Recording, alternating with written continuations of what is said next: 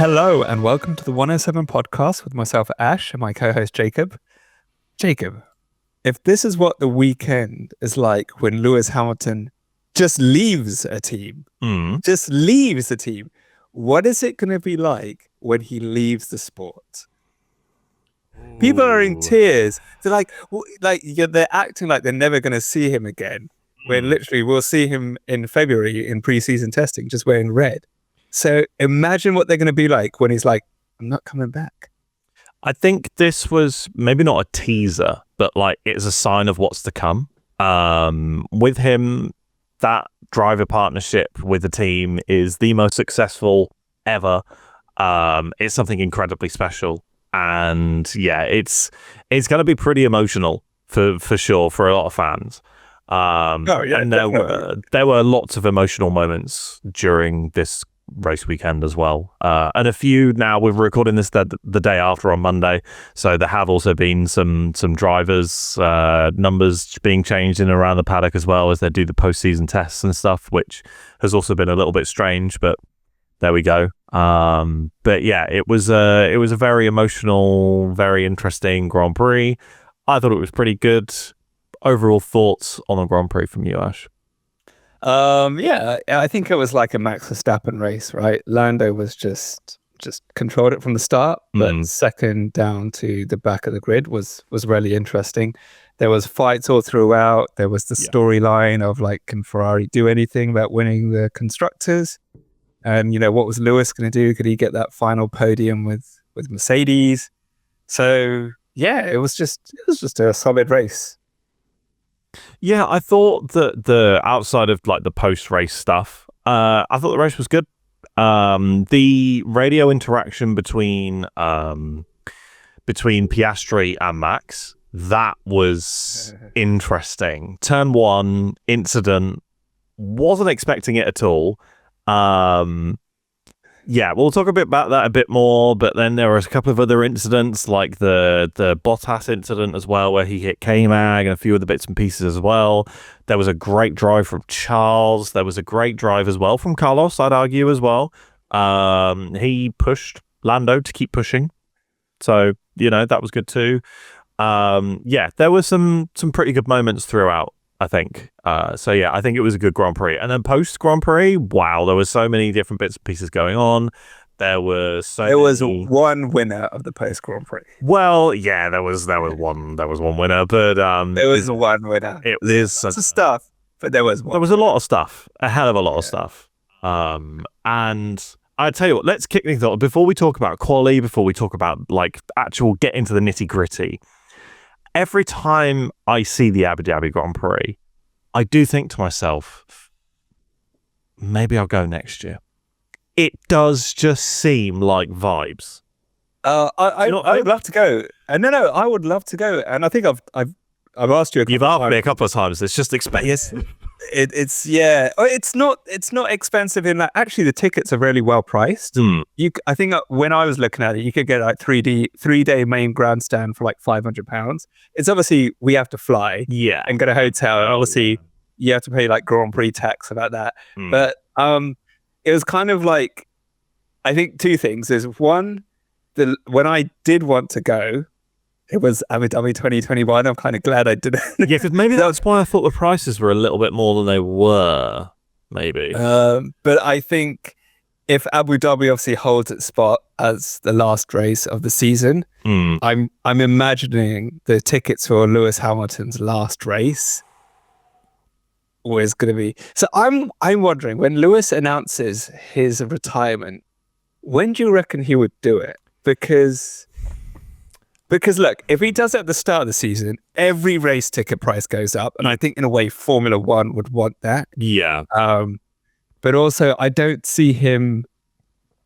I don't know. I just don't see him doing that at the start of the season. I think his wild prediction, if Lewis doesn't finish the Drivers' Championship first, second or third next year, he will retire after 2 years at Ferrari.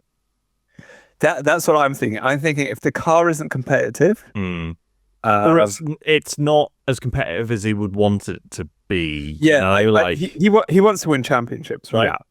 So, but here's the thing, right?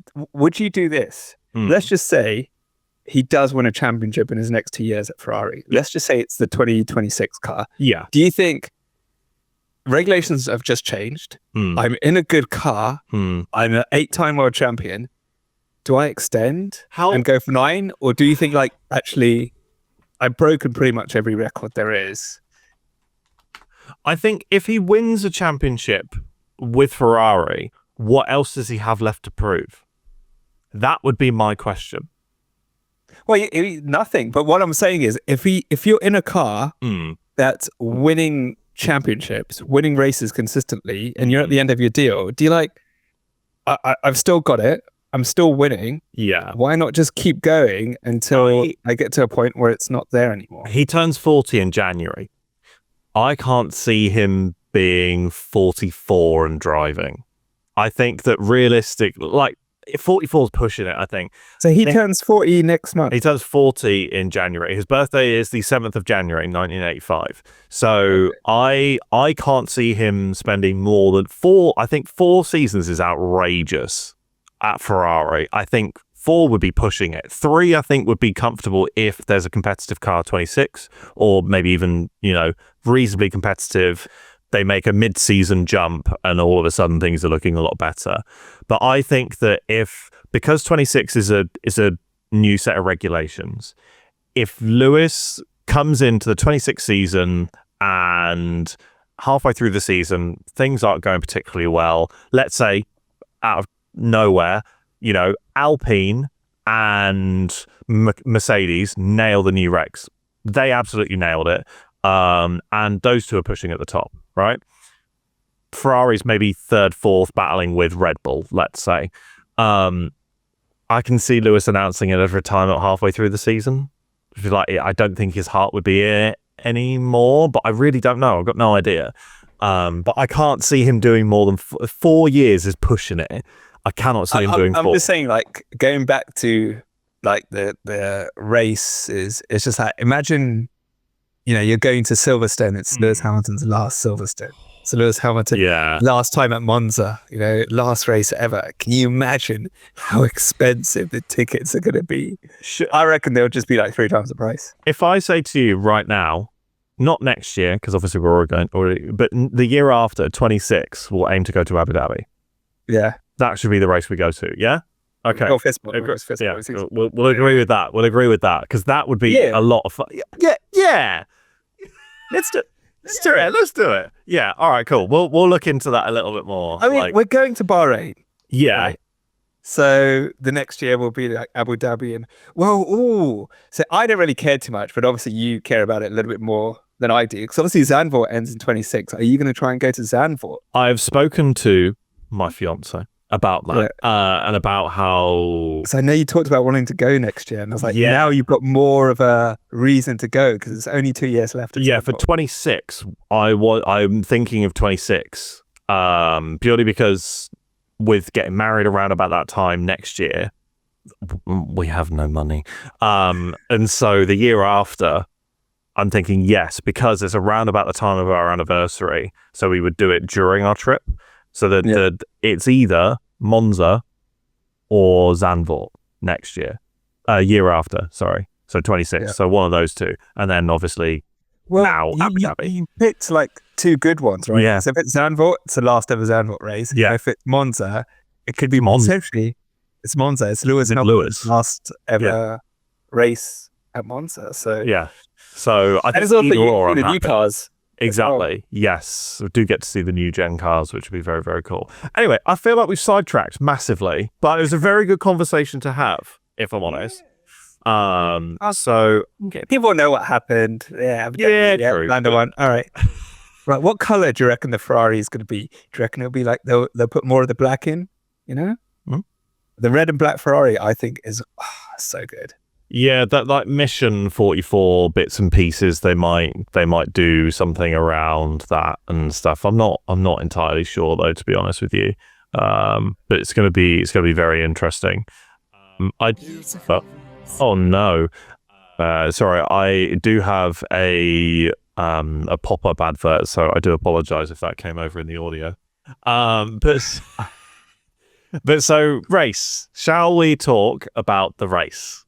Yes. Quali. Any quali comments first? Because quali will probably start. Valtteri Bottas on potentially his last ever quali. Just like Valtteri Bottas. That's as fast as she goes. What? Wow. I think quali was like, people just showing that they've still got it. Yeah.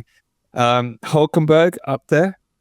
Well played. Very well played. And yeah, I think also just a shame for Lewis and Carlos, because Lewis obviously had the bollard stuck under the car. Yeah. Because he was up until that point. And obviously Charles had the 10th place grid penalty. And it could have been a very different race on Sunday had he qualified a little bit higher up. So obviously we'll talk about it in the race, but he made up like a ton of places. Yeah, within the first lap. Outrageous. Yeah. But yeah, I think Bottas was my star of qualifying. He's kind of, I don't know, obviously if he's got anything planned. Obviously there's strong rumors about him being Mercedes' reserve driver next year. But just showing like, hey, I've still got it. I've still got it. Yeah, I mean, there's even a shout about allegedly him going to Red Bull next year, replacing Perez. I highly doubt it, but also Christian Horner, I know you're a big fan. Do it, because why not? I mean, yeah. Well, if we just talk about it, I would imagine it wasn't that would break Toto's heart just a little bit. His perfect driver pairing now driving for his two biggest rivals. I mean, yeah, they got rid of him, right? They didn't renew his contract. True. So, yeah. But for quali, I think the only other thing that I wanted to note, realistically, was like Doohan didn't really have the best quali either. I'm not going to judge Doohan too much. No, but it's literally great considering first race. First qualifying session, look at Gasly, right? Gasly didn't start the greatest and he had a great end to the season. So I'm not going to judge Doohan on. It just wasn't great. That was my only point. He was 0.2 off of Franco's time. So yeah. But other than that, I'm just double checking quali. I don't think there's anything there that I'm like, oh yeah, this is an outrageous thing or whatever, other than obviously the ones we'd already previously spoken about with Lewis and with Valtteri Bottas. Although to be fair, I did think that Max was going to put it on pole at one point. Did you? Yeah, when he put in that 122.9 in Q2, because that was the fastest time in Q2, I was like, oh god. And then he got out of the car as well, which is hilarious. But that wasn't the quickest time during Q2. Carlos's time was quicker. But when he did that, I was like, oh god, Max is just going to put it on pole again, isn't he? Turns out he didn't, but and very quickly before we move on to the race, Nico Hulkenberg qualifying P4. Just ridiculous. Well played. The 3-place grid penalty was very harsh, but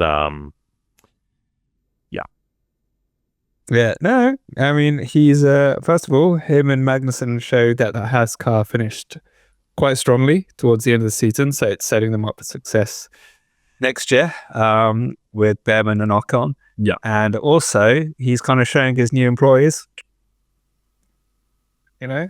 Maybe we'll see him on the podium.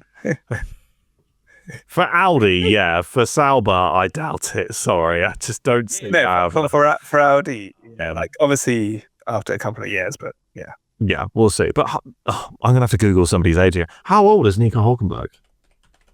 Oof, isn't he like 32 or something? Oh, God, he's 37.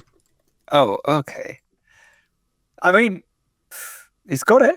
He's performing. Yeah. It was just I didn't know how old he was, and I expected 35. I didn't know he was 37. But there we go. Yeah. Cool. But yeah, pretty good qualifying. Yeah, yeah. The race. Let's jump into the race. First of all, the start. Let's just talk about the start and lap one, because I think that's going to take up the majority of our time anyway. I think is it Sonoda stalls on the grid, which isn't a great start to the race either. It gets it going eventually, and then obviously we have the contact from Max and Piastri going into turn one. Very, very clumsy move by Max. Yeah, there was no need to do it. It's a short distance to turn one. It's a long race ahead.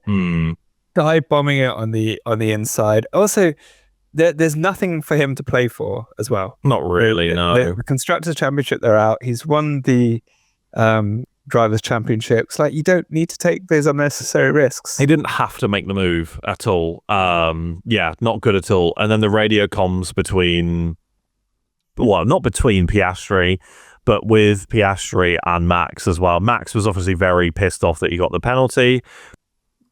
I mean, or like pissed off at the interaction at least. And Piastri obviously made some very harsh comments. Which honestly, go off, King. Fucking legend. He is unintentionally hilarious. He's fucking funny. He's Kimi Räikkönen. He is Kimi Räikkönen reborn. Yeah, literally, he is the, like, you know, a Football Manager when you get the regens. He is a regen Kimi Räikkönen. It's a joke. It's his delivery, right? He doesn't get angry. He doesn't raise his voice. It's just like, yeah, that's the move of a world champion. Yeah, just so good. But so just to point out, I don't know anyone listening, Max apparently did find Piastri in the paddock almost immediately after the race and apologized and said it was my fault after watching a replay. I read that as well. So there is that, which... Can you imagine Max's apologies? I'm sorry your car was in the way. I'm sorry that I was driving really fast and you were driving really slow and were in my way. I'm so sorry. I'm sorry. I was trying to take that corner and you were on the outside. Can I ask a question though? Would he have apologized if it was George? I don't think so. Anywho, he probably said go run to the FIA. Yeah, probably, yeah. Or like some saucy radio message with like, yeah, get the FIA to back you now. But yeah, so that was the main turn one incident. Obviously, Max got a 10-second penalty for that. And then Lando sort of ran away from it at the start. Ran away with it at the start. I saw Kevin gained Magnussen gained like 7 positions on the opening lap, which is just a joke. Charles gained like I think he gained I think it was like 13 overall in the race. I think it was like he got up to P8 or something at the end of the first lap because there was so many like Magnussen. There were so many incidents at the end of the straight. Just outrageous. Yeah, absolutely outrageous. Let out a little woo on the radio. Did you hear that? Yeah. It's like, yeah. It's like, woo. Yeah, that was very, very cool. And then, because lap one was just chaos anyway, then we had Perez spinning round as well after contact with Bottas, which, like, I'm watching the replay now. It's not really Perez's fault. Like, he was wedged in between the two cars. So I'll say this, right? I'll say this. It's not Perez's fault. No. But first of all, he's in that Red Bull, right? So he should be qualifying higher up to avoid being in that position. And then you look at someone like Charles and Hülkenberg, was it Magnussen, who made all those positions up. So yeah, it's not been a good year for him.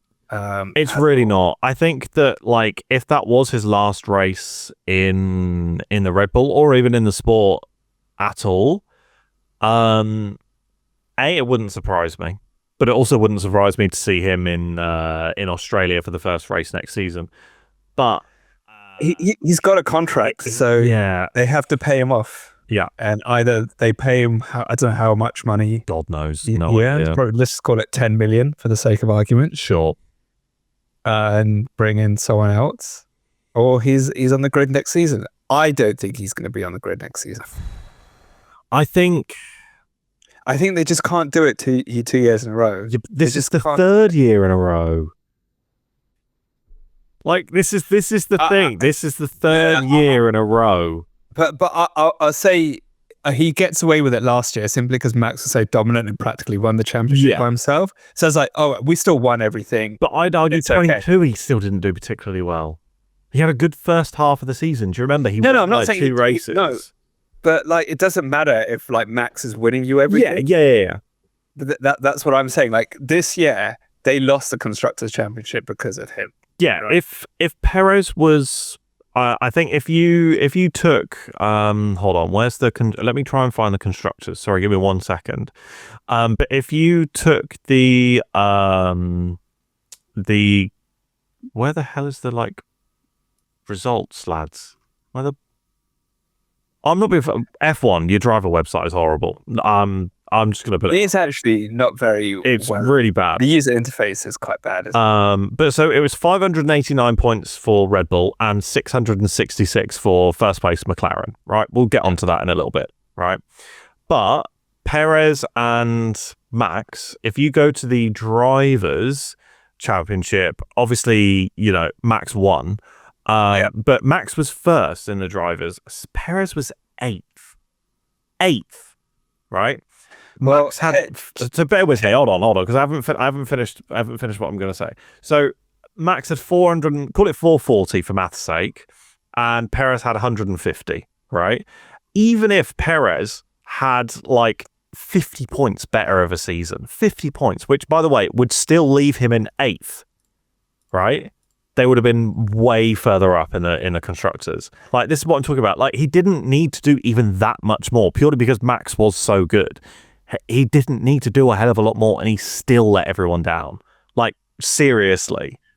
Like, I know 50 points doesn't make up the 60 point gap or whatever it is. That, right?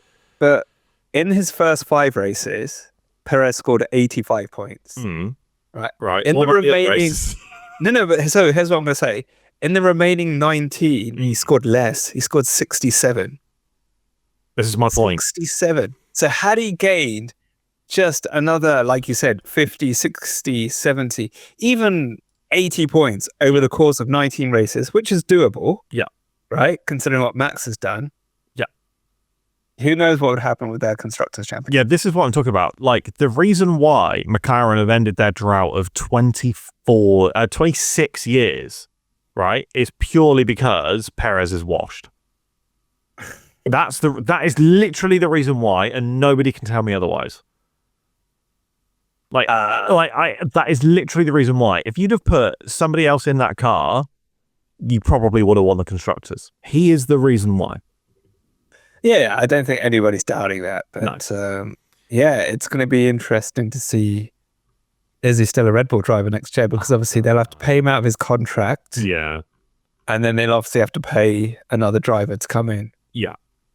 So the rumours are Liam Lawson could go in and Isaac Hadjar could go to the now changed RB is now called Racing Bulls. No, they've changed their name again. They've changed their name again, yeah. They're now. I'm not being funny, but Cash App Racing Bulls. Who the hell is in charge of branding at Red Bull? Because we need to have a discussion about this. Yeah, considering there's such a good marketing team. Maybe this is marketing and just changing the team name every 10 minutes. I genuinely couldn't tell you. But like, I just think that 1st to 8th in the drivers. If you look at the other teams, you've got McLaren 2nd and 4th, Ferrari 3rd and 5th, Mercedes 6th, 7th. The only other huge one I would, to be fair, they're both exactly the same, is for Aston Martin and Alpine. Those are the 2 big like driver differences in terms of points and stuff like that I can see. Like you've got to be within the world of your teammate type thing, and he was just nowhere near it, just literally nowhere near it. Not good enough at all. I understand Max is an absolute animal, but just but like Max is an animal, but Danny was close to him. True. When they were racing. So true. I don't know. I just I don't think he's there next season. He's a certified paid driver. If he's there next season, it is purely because he's bringing in a ridiculous amount of money to the team, and there is no other reason why, because it is not based on performance. Moving on. because I don't want to dwell on that for too much longer. But yeah, so obviously we had the two drivers make up loads of places, and then on lap 3, we had Piastri tap the back of the Williams and give Colapinto a puncture.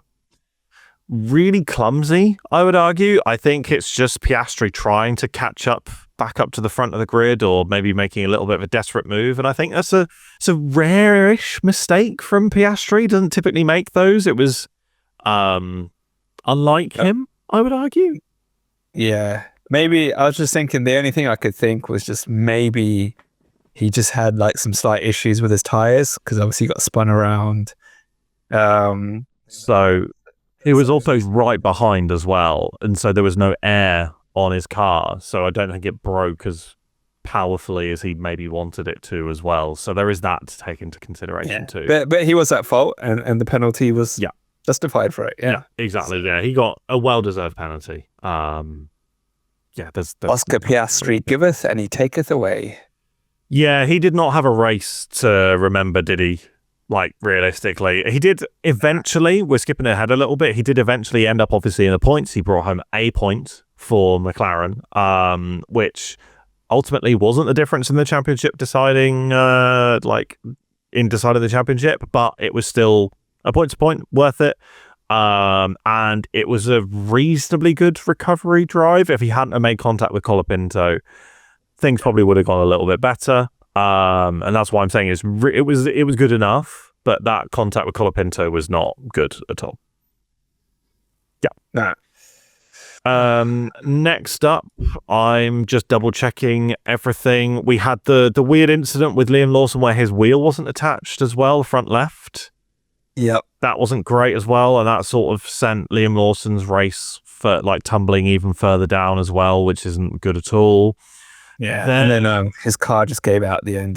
Giving out at the end as well. Like, it was such a. I saw it on. Couldn't finish the race. No, disappointing. But considering that he has a seat for next year, as far as I'm aware. So I mean, it's not going to be the last time we see him in an F1 car, I don't think, which is good. I think he's showing that he's in and around performing as well as Yuki is as well, and I personally think Yuki's quite good. So I think that's going to be interesting to see how both of them perform next year, depending on who's in what car that is. But then later on, we had Valtteri's, I'm going to say, fatal crash with Kevin Magnussen. It knocked out his steering control arm, Valtteri's, so it was obviously that was a straight DNF. Clumsy from Valtteri, if I'm honest. Magnussen got the pass done really well. Yeah, no, he was super disappointing.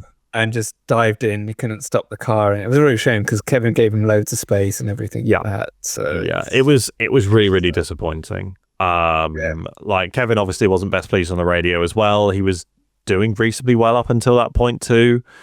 And the one thing though is that did set the domino in effect for Kevin to have a quite nice send-off. I think points would have been nicer, but Kevin obviously got quite a nice send-off in terms of he actually got the fastest lap for the race, which is very cool.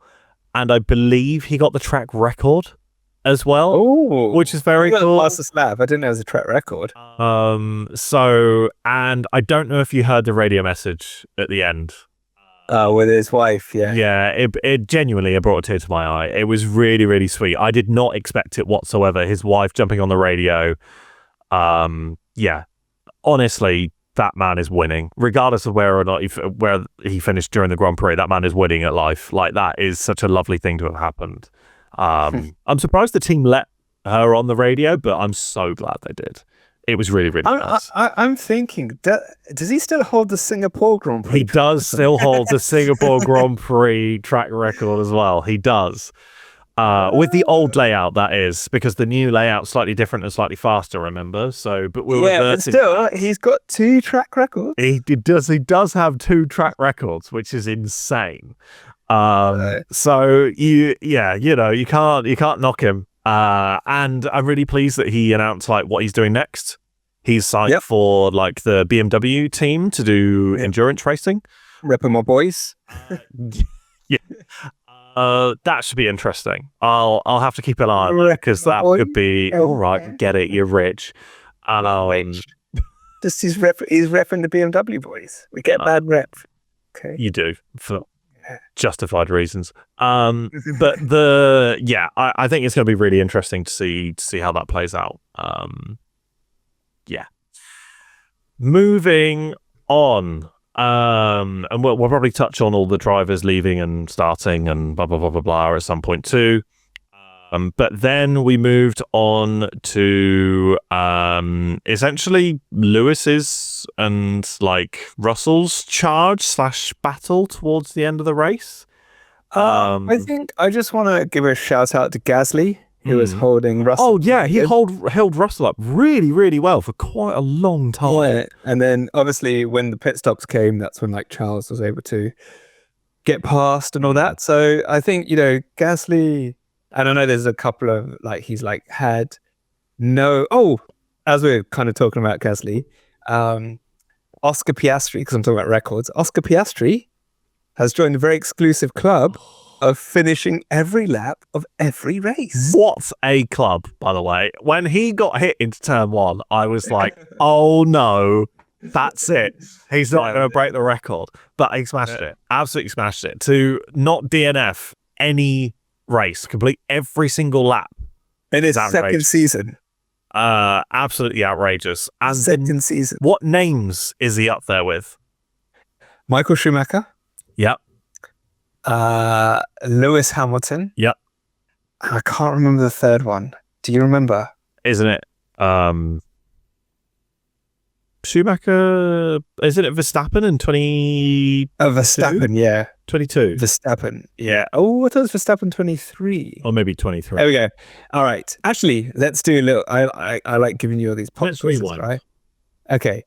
Do you know who it was, right? I've given you like the names and everything, but the years, right? Yeah.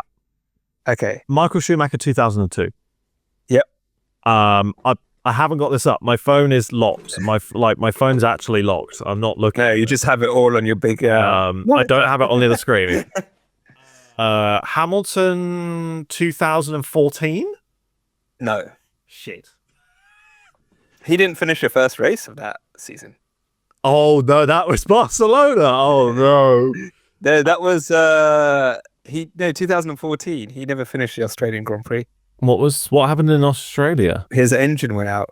Oh, okay. I didn't know that. Okay, well, it's not 2014. 2017? No, not 2017. What year was it then? Because I don't. 2019. 2019. Okay, cool. Yeah, that also checks out.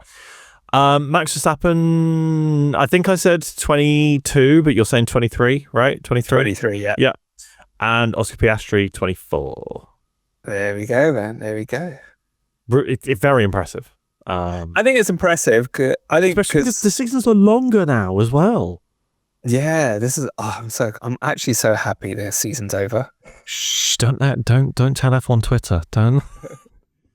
Yeah, I kind of need a little bit of a break as well. Yeah, it's gonna be a nice reset. I feel like it's gonna be good. I think last year I was really upset and sad that the season was over. Weirdly.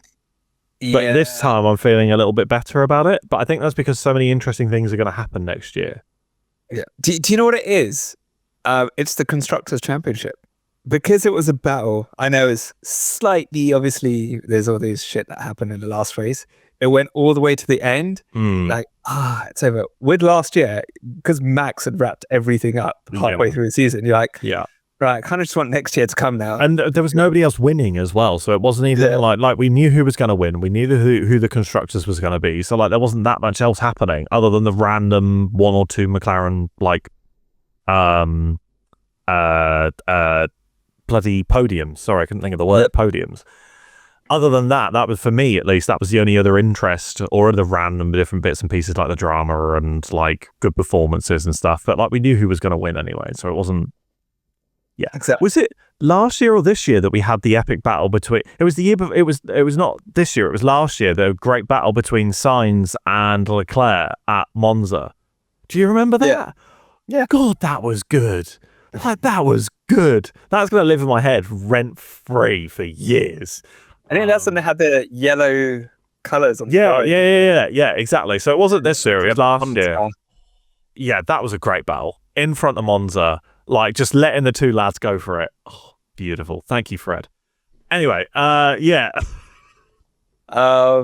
Yeah, we were talking about Gasly. Okay, Yes. so Gasly has won the World Destructors Championship. Mate, $0 over the whole season is outrageous. I think there was some contentious rules. I think where he had floor damage, I think at the start of the season, but overall, outrageous. Really well. Yeah. Really well. I think Perez won. Yeah, I think one I think is a questionable thing to say. But if I'm Alpine, like you've got to give Gasly like a front wing or something like that like you made just in case he smashed it. Oh, like briefing. Surely. Did you see what Jeremy Clarkson did when they got their second and third in Brazil? Jeremy Clarkson came and he turned up with beard, didn't he? Yeah, and they gave him a front wing, an F1 front wing for him to put in his new pub or something like that. That's cool. So they can do Gasly one, sure. Yeah, I'm sure they could give him last year's one. Yeah, or this year's. I think that would be really nice. But I thought you were give him the car. Well, I thought you were going to ask me about Nico Hulkenberg's leaving present. Did you see what that was? No. They gave the Haas team gave Nico Hulkenberg a front wing signed by the entire team. Oh, that's nice. Yeah, because I know really nice. Lewis got a helmet. They signed one of his helmets, the entire team. I'm also waiting for the F1 Secret Santa video. Oh, have you seen what Zhu got Carlos? It was a Chile outfit, wasn't it? Yeah, and do you know why Carlos had to wear it? Because Joe got points. Because Joe got points. A bet's a bet. So good. That's so good. Yeah, that's really, really good. That was it. That was the motivator for Zhu. Wholesome stuff. Got to get points. Really, really wholesome stuff. Points. Yeah. Brilliant. Absolutely brilliant. So yeah, and then we'll talk on Lewis and George. The battle right at the end. What a drive by Lewis to get up to P5. And then I honestly thought, because he didn't have DRS on that back straight, that, okay, I think George has just got it. But that overtake around the outside, yes, I know he had fresher, softer tyres. Yeah. That was bravissimo. I'm going to say it. That was prime Hamilton. That was prime. That was like, if you look through some of Hamilton's best performances, this is probably up there. Yeah. In a car that shouldn't have gotten up to P4 from 18, something like that. He shouldn't have done it, but he did. Like, trust me, it's not as good as like Brazil 21. Not as good as that, but you get my point. Like, this was a great performance by Lewis. He just kept it in, did what he needed to do, kept his nose clean, and somehow managed to overtake Russell, even though they started like 15 grid positions apart. That's not the first time it's happened in the last couple of seasons. It's really odd that seems to happen multiple times. Fair play to Lewis. That was a great performance, great drive, great overtakes, and like to anyone thinks he hasn't got it, him and Charles is going to be so interesting. It's going to be really interesting. Yeah, really interesting. And I hope that Lewis can pass on some knowledge to Charles and just help him with experience and stuff like that. Just to give Charles that little thing he needs to be challenging for a world championship. So let's see. I mean, he's the only one that can really go up against Verstappen in like a head-to-head battle, and none of them crash out, I think. Yeah, he's the Lewis first lap, they're hitting each other. Yeah, Lewis first Lando. Yeah. Lewis first Lando. Max first Lando. Yeah. Max and Charles, they just seem to get it. It's like we've had our incident. It was in karting years ago. Yeah, I don't know why they race each other fairly. It's really odd. We had it. But is that also because Leclerc has never really been a threat to Max winning the championship? I wouldn't say he's never been a threat. I just don't think they've had probably enough battles for us to judge. So like the one time that they did was obviously 22. We were there? No, we weren't there. No, that was 21. We were there. 21. But like 22, we 22 was when like Ferrari had a decent car up until probably just after the summer break, and then they fell off. But what I mean is like it didn't ever get to like there's only 3 or 4 races left to go, and Charles is pretty close. Like we sort of, this is a stretch, sort of had this year with Lando. Do you know what I mean? That I don't think that he's ever put Verstappen under pressure like Lewis has done, like Lando has sort of done, not really. So do you see my point? Like that's my only thing where like they've not been under pressure with each other yet. So I think that's when sparks could fly. We'll see. Hopefully next year. Maybe he'll put him upside down on the wall. Who knows? We'll see. I think hopefully next year, if the Ferraris catch up a little bit more to McLaren's and the Red Bull finds some more performance for more win time, we could see those incidents come to fruition. We could, yes. And then the last sort of thing that happened after / technically at the same time as the Lewis Hamilton overtake, Lando won his 4th race in a year, and this is a little bit of a skewed stat, but he technically Lando was the best qualifier over the year. That's not the skewed stat, because Lando qualified higher than Verstappen on average overall, because they both had 8 pole positions each. I think it was 8. But anyway, the point is that Lando has become only the 3rd or 4th driver to ever have 8 pole positions in a season for McLaren. But the seasons are longer now, so I think it's sort of cheating. I'd like to see the percentage of poles during a season, because Mika Hakkinen did it.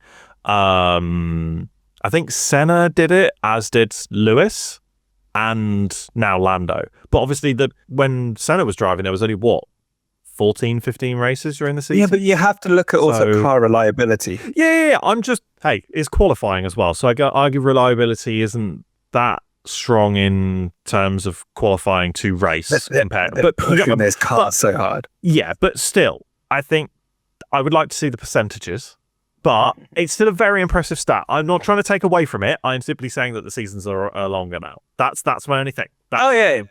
So it's a little bit skewed. But there's been that balance, right? It's like we have longer seasons, but we also have more reliable cars. So it kind of balances it out with the shorter seasons and less reliable cars. So it kind of works out in a way, if that makes sense. So in certain ways, yeah. And you can't just take away, just well done. Yeah, well done. Yeah, trust me, I am not taking away from the achievement. I am simply saying I'd be interested to see the percentages, and obviously it will be a little bit skewed because there's a longer season. So there is that to take into account. But yeah, and that obviously sealed the constructors for my boys. Very, very happy with that. It's like we're going to be buying the Constructors Championship merch. Probably, I'll be honest with you, it stinks a bit. I will be honest. I'm not the biggest fan. It's not. It doesn't spark joy. I like the hoodie, to the store hoodie right now. I'm having a look. The hat is a bit meh. The t-shirts are okay. And the hoodies, I don't mind the hoodie, the black hoodie. I don't mind. I think the black and orange works well. That's quite nice. Yeah, but I don't like. I'm not that big of a. I'll be honest with you, lads. Whoever's the graphic designer at McLaren, I was hoping for a bit more. Sorry. I'm not particularly impressed. Sorry. I feel as though there could have been some other stuff that they could have done, which would have been a bit nicer. If Red Bull had won the constructors stuff or the driver stuff that they did for Max was nicer than this constructor stuff for McLaren. Just going to put that out there. It's not bad, but for me, it's just a bit meh. It seemed a bit, I hate to say it, a bit lazy. It's, yeah, I don't know. I felt like they could have done something a bit more. Even the post that they did on Instagram being this team just won it. So, what it looks like is hey, we're just going to put the 9 stars on the existing team kit. Yeah. That's what it's done. Rather than have something the Max with logo. the 4 and Yeah. That they The annoying thing is, it's like they've got some cool posters. So they've got like a 9 with all of the etchings, which is very cool. Put that on a t-shirt. Yeah. Put that on a hoodie. Lads, that would be cool. What are you playing at? Yeah. Anyway, like I honestly, I won't be buying any of it because I don't think it's that great, which is annoying because I was planning on buying something. Save your money for like the Reese McLaren stuff. I will do. Or I am currently wearing a quarter-length zip from Abercrombie and Fitch, which is McLaren. Oh, Chef's Kiss. It is so soft. It's very nice, classy. I even got a compliment on it today. So, in the office. But yeah, I was so happy to see McLaren win. I've never seen Oscar smile that much. So that was an interesting thing too. One thing though, one teeny tiny criticism, I think Andrea Stella should have gone up to do the trophy celebration, not Zach. Okay. Why do you think that? My one he's the team principal. Yeah, but Zach's the CEO. Okay. Zach's been the CEO since before Andrea, right? Didn't ask. I think it's okay with Zach because like he was there before Andrea. He's the one. Like Andrea's obviously he's the one that supported Lando and stuff like that, and he's the one that brought the sponsors in. And yeah, can you imagine? Like he's probably promised them, said, "Look, we are going to be a winning team." We like years ago, right? Because you remember how empty that car was. Oh yeah, like with the Fernando times, right? Oh, God. Or even Carlos, where it's kind of more orange. To get them now to win a constructors, and he's basically told all of those sponsors, "What did I tell you?" So now, I think we're going to see some more sponsors on that McLaren next year. Honestly, probably, yeah. Well, I heard the rumor. They've just signed MasterCard. So. Yeah, they're going to be called McLaren MasterCard. Oh, apparently there's a rumor going around that they're going to be title sponsors, depending on how the partnership goes and stuff like that. But I be honest, I don't want a title sponsor. I do not want it. McLaren and Ferrari are the only two who have never had a title sponsor. Yeah, man. I don't like it. I think that heritage needs to stay. I don't like the idea of it. Or MasterCard need to pay money. Well, I think that's what they're going to do. They're probably going to pay. I'm talking money. Like I want to see money. I don't want to see none of this like, oh, we'll give you 20 million a year. No, I want to see capital M money. Zach, you know what to do. You're the money man. I want to see some like disgusting amounts of money. Well, funny enough, I want to see them come out and say this is the most expensive title sponsorship of any team ever in the history of Formula One. And people go, oh, shit. So Oracle pay Red Bull $100 million a year. This is what I'm talking about, Zach. And you didn't want him to go up. This is what I'm talking about. You didn't want him to go up on the podium. Zach, if you secure like 110 million a year if you secure the bag for MasterCard McLaren, I will never ever call them that, but fuck me, good job. Petronas is around 80 million? Around like 65 million a year. Okay. Dollars. Do you know what? How much title sponsorship, how much did MoneyGram pay for Haas? I'd be very interested to hear that. I think it's around 20. Does that sound about right? Yeah, $20 million a year. Oh, first of all, I fucking smashed that. Second of all, this podcast has had so many detours. It's ridiculous. We've gone back to our little... Remember, we used to just go on tangents. We just used to go on tangents all the time. But yeah, hats off to McLaren. Quite literally hats off because I'm not buying a new one. Ridiculous throughout the whole season. They've pushed and pushed and pushed. And they probably should have wrapped up the drivers had obviously not sped during the yellows in Qatar, or had a better fucking finish in Britain. Idiots. Other than that, smashed it. But it was also like really, really cool that not they left it until the last race, but there was still something to fight for during the last race as well. That was also pretty special too. Mate, I'm just glad that there was a fight. Yeah, exactly. It was nice. But do you know what it kind of shows, right? Is that no one really gives a fuck about the constructors. No, not really. No. It's funny because the teams and sponsors give a fuck about it. Mm. It's like the corporate championship, but for everyone else, it's the drivers. Yeah. So yeah, but yeah, fair play to the team. You know, it's there. Hopefully they'll get a nice bonus. It's a good reward for them. And yeah, I'm just glad there was a fight. Yeah, I had a friend text me who he was out in Woking the night that they won the constructors, and he said that they like booked out whole bars so that they could celebrate and stuff like that. So that would have been really cool to be a part of that, like to be part of the celebration for winning constructors. That I think cool. It's just been crazy weather, so I'm just not going out. But I think I'll try and drive by and see. You the need signs. to go to the sign. Like I'm thinking of so I'm back in the UK at some point in the next couple of months, and I'm thinking of going.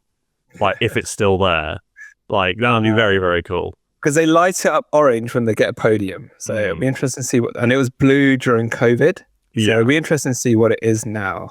I think they're keeping it orange until until the new season, probably. Oh, that's interesting. Probably that's what they're constructors champion until February March time. So I would keep it orange personally. Shout about it during the off season, We'll see. I'll have a drive down there this week and have a look. Sounds good. Yeah. So then, post race, we also had. Let's talk about the post race bits and pieces as well. We've been recording now, by the way, for 52 minutes. So we're going to do it not at the end. If you've made it 52 minutes, drop a follow. Come check us out on Instagram. It's just a rate the podcast. What are you doing? If you've been listening to 53 almost minutes of waffle, I know. You haven't followed. Unbelievable. Scoundrels, a lot of you if you haven't. Lewis Hamilton did some donuts. Lewis Hamilton said some forget that. Let's go what's happened. Actually, you know what? I know what we'll do because I know how to do this. Okay. I know how to do this. What are we doing? What we did. I'm going to tell you all the news stories and we're going to talk through them quickly, right? Okay. And we're going to say the best for last. Okay. Actually, you know what? We should mention a special person. Penelope. Penelope is just vibes. Oh, yeah. I love it. I know exactly what you're talking about. Yeah, very, very sweet. She was like playing with Max's helmet when he's in the car, tried to put his visor down. She's been given Lando stickers. I wish I had Penelope in the you know what? When tensions are high, like George and Mac, just bring Penelope in. She'll sort them out. But that's very nice. Cool. Carlos Sainz did a behind closed door test in plain overalls for Williams. So it's a filming day. Yeah. Is it George, Charles and Sonny Hayes had another another podium for Charles. I think there have been so many spoilers for this film. I know. I'm gonna go see it anyway. But there's been so many spoilers. The one thing I keep coming back to is please just don't let it be bad. Please, let it actually be a good film. Actually, please. This is what I think is going to happen. I think the story and all that will be not great, but visually, it's going to look visually. amazing. I think it's going to be incredible regardless. But I think that there will be some cheesy-ish moments whereby if you're a sort of fan of Formula One, you'll understand. But if you're not a fan, you're going to be like, whoa. I think that's the level it will be. For example, if you ever watch on not BuzzFeed or whatever, Watch Mojo, where they get a hacker reviews hacking scenes in movies, we're going to be those people going, that would never happen like that. You can't drive around that direction at Zandvoort. He's going the wrong way. You know what I mean? We'll be able to point out the inconsistency. So the guy who's directing it is the guy who did Top Gun Maverick. Yeah. Which is an amazing film, a great film. Yeah. And I think it's going to be if you're a fighter pilot, you're that wouldn't really happen. Yeah. But I think if you suspend reality, you're like, holy shit, that's just a cool camera. I'm going to try and switch my brain off. I think it'd be good. Be easy. What I'm really looking forward to is the cameos. Yeah. Oh, that's Carlos there, that's Charles there, that's Lewis. That's what I'm looking for. Because how do they work them in? Whenever you ask F1 drivers to act, they do it terribly. That's the problem as well. So, like, there are going to be characters and stuff in there, right? How about a hot dog? That we are literally going to be getting these terrible, like, we're going to get these terrible things. Can I say, one of the only F1 ads where the acting was actually done really well was the McLaren/Hilton advert that they did with Lewis Hamilton and Fernando Alonso, where they're like, you can do anything, I can do better. That was really good. That was really good. Like, genuinely a really good advert. Although, have you seen this, again, tangents, have you seen the new Hilton advert that they dropped after McLaren won the championship? Because essentially Hilton are doing a challenge or a contest where you can win a stay in any of the cities where McLaren won this season. Have you seen it? No. It's very good. Like, genuinely very, very good. See if you can find it. I'm happy to cut the podcast so that you can watch it, so that we can get your reaction. It's good. It's good. Mask of the Astri is unintentionally the funniest man alive. Can I also shout out Lando wearing a hoodie in what I imagine is like 35-degree heat. I like the hair drying one of Oscar. Yes. Things hair. And then like having an existential crisis. Like a winner. Like, he's so funny. But, like, the acting in there isn't terrible, but because it's supposed to be funny. It's not terrible because they're not talking.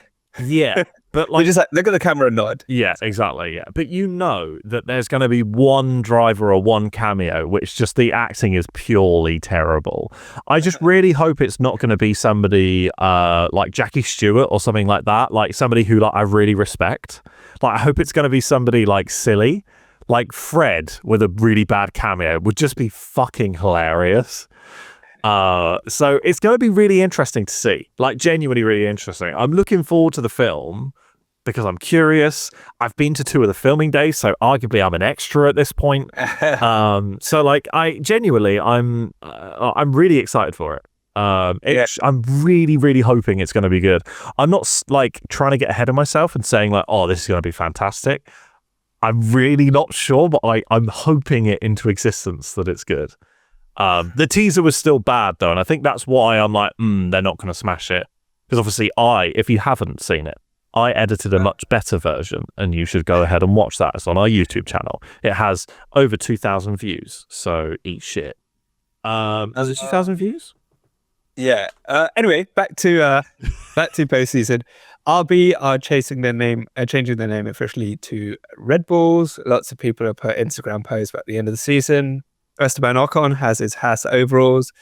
And the one that we wanted to talk about was Bono wearing Lewis Hamilton's clothes as a final send-off.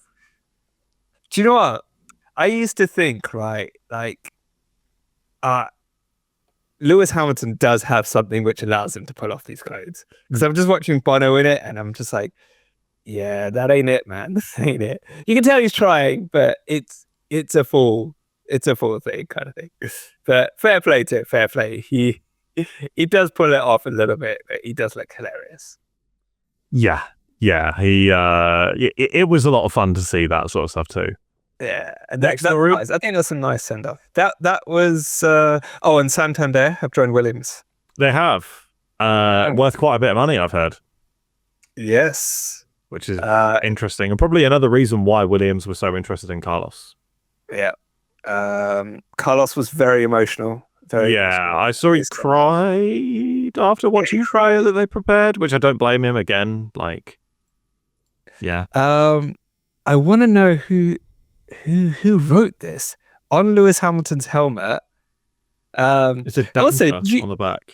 Did you see Lewis Hamilton's fits it went from like white to white and red to red throughout the 3 days or something. Yeah. Someone wrote, I can't see, it says red never looked so good on his helmet. I can't tell who did it. I'm guessing it's just probably one of the mechanics or something like that. Probably, yeah. Yes. So there's obviously young driver testing. Yep. McLaren have got Pato Award. Yep. Ferrari have got Arthur Leclerc and Fueco. Red Bull Racing have got Isaac Hadjar. Wonder what that means for potential drivers next season. So Hadjar didn't win the F2 championship. No, Bortoleto did. Latest. We didn't talk about it. Huge congrats to Bortoleto. Managed by Fernando Alonso. Yes. So they're going to be on the grid together next year, which is crazy. crazy stuff. Antonio's doing it for Mercedes. I'm just saying people who are new, obviously. Drogovic and Crawford doing it for Aston Martin. Is it Paul Aaron? Is that his first Paul Aaron, yeah. Doing it for Alpine. Hirakawa for Haas. Iwasa for RB. Browning for Williams. And Bortoleto for Sauber. Yeah. So, yeah. And I think that's it. And obviously the big news, Mercedes and Lewis Hamilton parting ways. Yep. Weird. It's going to be weird being Lewis in red next year, but it's going to be... he'll put it off. Obviously. But it's still going to be cool. But like the one, like, super quick, I'm just running through like what's happening and stuff like that. I would also like to say that the goodbye / dealing with removing Ocon from the team by Alpine was not on. Yeah, that was really harsh. I completely disagree with everything, and the fact that Flavio had to disable comments on his Instagram posts says a lot. And Alpine, I've seen their comments and they're not great either. Like, everyone is backing Ocon essentially for it. The way they dealt with it was not okay. It just wasn't. Do you know what? It's been a season of mishaps for some of these social media teams. Yeah. I'm just thinking about the whole Danny Rick. I mean, yeah, the whole Danny, not his social media teams, just teams in general. Teams in general. I will say this now, 95% of the fault is not on the social media manager at all. Yeah. They have the tiniest impact. Yeah. How the teams handled some of these driver leavings is not the best, I would say. So it just harkens back to Danny and Red Bull. But also what Mercedes and Lewis did, considering he's still in the sport, just leaving the team, they did a lot. They took him out in his old cars as well. So that was nice. But yeah. But again, I think that was also like marketing bits and pieces and stuff like that, like, because he's worth so much. So you got to get your money's worth type thing. Yeah. But I'm just flicking through now, like, we're going to see Doohan on the grid next year, but there's no Joe Guan Yu next year. We don't know what car Yuki's going to be in. Magnussen's gone. Lawson, we don't know what car he's going to be in. Bottas is gone / maybe coming back, but I highly doubt it. Perez, God knows. Colapinto goes now back to a reserve driver for Williams for next year as well. So there's a lot of people leaving the grid. There's a lot of people moving teams and stuff like that. And the teams are going to get settled in for 26. Yeah, still a few more positions to be sorted out as well. So yeah, and hey, there's going to be 22 positions on the grid in 26 as well. Yeah. So, we're going to see even more drivers. Yeah, and that's a good thing. I just think, obviously, the big news, I think, is we're going to find out. Well, apparently, Christian said in Sky Sports that he'll sit down with Sergio on Tuesday and make a decision then. Yeah. So we'll probably find out maybe before the end of the year whether he's still at Red Bull or not. Yeah, I'd imagine that if they're going to get rid of him, they're going to do it probably sooner rather than later, so they can get the house in order for next year. Like, if they don't, for me, if they don't confirm it before Christmas, he's there next year. Yeah, and I think if he brings obviously a lot of money to the team, either they're looking to replace that money, or like, okay, we can't leave it too late, otherwise we won't get a chance to. So get it sorted early, find some sponsorships, etc. Or if we leave it too late, we could be in a bit of a financial, obviously not financial product, just a little bit of a deficit. So. Yeah, but let's wait and see. Let's see what happens. Wait and see. Unless they replace him with another pay driver. Yeah, well, who knows? It's going to be interesting for sure. But I think that probably about wraps it up mostly for there, unless you want me to... No, I think we've been speaking for a while. Yeah, we've been recording now for almost an hour and 10 minutes. It's an hour and 7 minutes now. But I'm going to spend the next 3 minutes just wrapping things up. We are going to do a whole season review. We're going to run through each of the races, highlight what good and bad and stuff like that. We're going to review everything. And of course, we need to talk to Karina as well to wrap up F1 Academy as well at some point soon as well. So be on the lookout for that too. We haven't recorded that yet, so don't know when exactly that's going to happen, but that should be good to catch up with her as well. Ash wasn't on that last one. I don't know if you caught the recording, but it was quite a nice chat with Karina. I enjoyed it. I caught the recording, yes, but I certainly couldn't make it. You were busy. Life gets in the way, of course. I mean, like we said, there's already one Grand Prix that, I'm not going to be able to cover properly next year. So, maybe neither can I.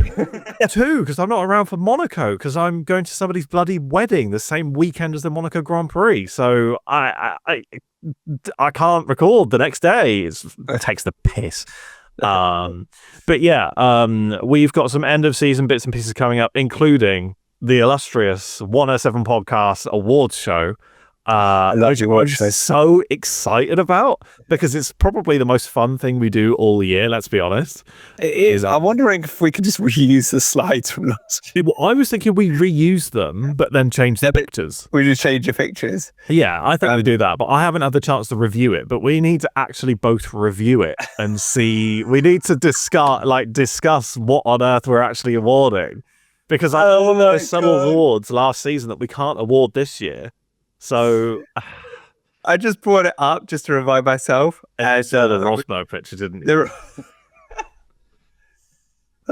So we need to review that and a few other bits and pieces. I forgot how bad this was. Yeah, it was bad. I mean, excellent content. It's so bad, it's good. Yes, exactly. But obviously it's not going to be an hour and 7 minutes, because we're going to have to cut a little bit of it as well. But we're wrapping up the season there. With those next couple of episodes. So we're not going to be taking that much of a winter break. I'm sure there will be gaps where we're not uploading as much, but when there's news, trust me, we'll grab the mics, we'll run on, we'll chat about whatever it is that's happening. I think we'll probably have to have an emergency episode if we end up hearing that Perez has left. So now we need to catch up with the Undercut Society. We need to catch up with Terry. We can catch up with Bella as well. We can catch up with Karina. There's so many people we need to catch up with. Ask them how the season was. I'm also just going through the awards from last year. That I've forgotten how funny they were. Yeah, I still think that your reaction to my comments about Fernando Alonso's helmet, gold. I came across that reel/clip the other day when I was going through my phone, and just was funny.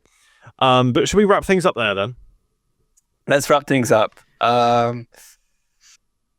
It's been a long season. We are finally over it. Thank you everyone for listening. We will be back over the next couple of weeks to review this season as a whole and hand out some very prestigious awards. Definitely one to watch on video. Watch that one. Watch that one. When you always have to watch YouTube with dinner, especially if you're on your own. That's a video with dinner. That's. Do you know what we'll do? We'll also clip it. We'll clip it. Yeah, we'll clip it up. Yeah. We'll chop it into sizable. I don't think we clipped it last time, so we'll clip it. Yeah, we clipped bits of it last time. Socials. At least. Yeah. And I think a well-deserved break for everyone. Yes. Thank you everyone for listening. We will be back very, very soon. But thank you for listening.